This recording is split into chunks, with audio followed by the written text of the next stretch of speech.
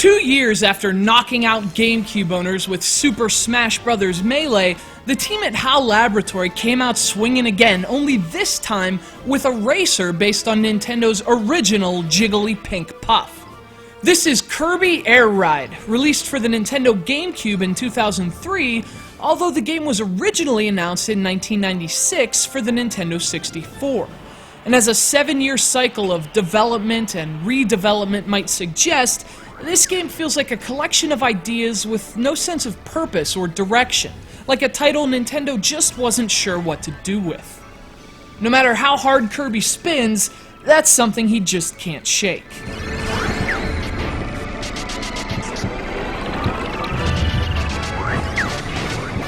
Of course, he can't shake the influence of his handlers either. HAL Laboratory has been developing Nintendo's Kirby and Smash Bros. Franchises for years, and in Kirby Air Ride, their experience is clear. Structurally, the game is very similar to the Smash Bros. Games, especially the GameCube's Melee. From the modes and records to aesthetic touches like the visuals, menu layouts, and music, it's clear that Kirby Air Ride was crafted by a, master hand. In fact, Melee and Air Ride seem to share a few development philosophies as well. Both games are designed with simplicity in mind. Only a few buttons are used in the controls, but the idea is that simple, accessible control schemes can enable a deep game. That depth comes not from complex controls, but from refined and well-designed gameplay. The difference is that Melee justifies that approach. Air Ride doesn't.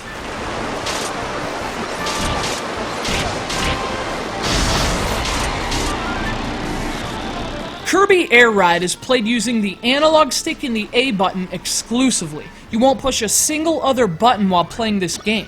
Controlling the game was meant to be as simple as possible, and though the simplicity is refreshing, the mechanics the controls are built around bring Air Ride crashing to a halt. Let's start with the start of the race, for starters. No buttons are required to accelerate.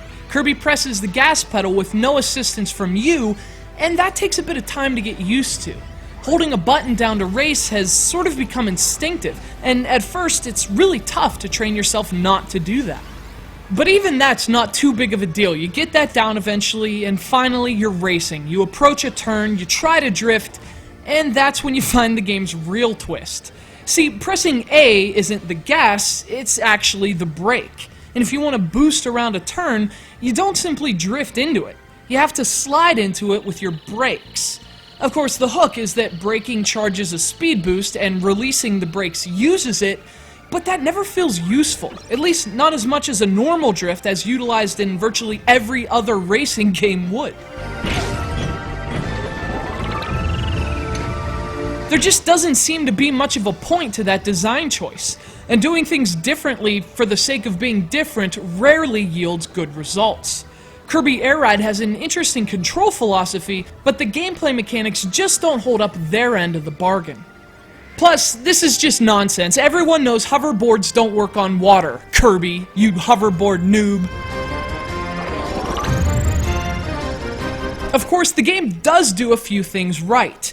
Namely, the course designs are unique among Nintendo racers. In fact, they're like a combination of the colorful and lively tracks from Mario Kart and the twisting, branching courses of F-Zero. There are rails Kirby can glide on, there's warp stars to find, and the game moves at a notably faster pace than you might expect.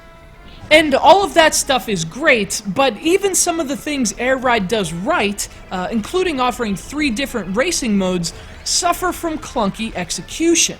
Standard Air Ride races are complemented by the multiplayer-focused modes Top Ride and City Trial, but Top Ride is kind of tough to control, and though City Trail is arguably the game's best choice for multiplayer, it also suffers because the game's weapons aren't implemented all that well.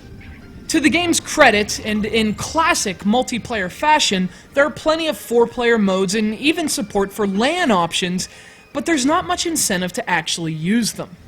Kirby's first foray into racing isn't awful or anything, but it's held back by its own forced limitations.